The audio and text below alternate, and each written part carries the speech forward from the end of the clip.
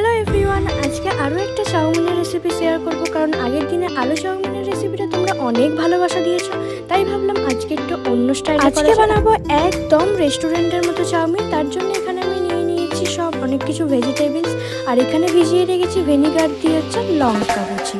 তারপরে এখানে তেলে দিয়ে দিলাম চিকেন আর রসুন, তারপরে দিয়ে দিলাম বাকি সব সবজি যেমন বিন কড়াই, ক্যাপসিকাম, আর ছিল হচ্ছে মটরশুঁটি, যেটা আশা করি গরমকালে পাওয়া যায় না, বাট আমাদের ফ্রোজেন ছিল।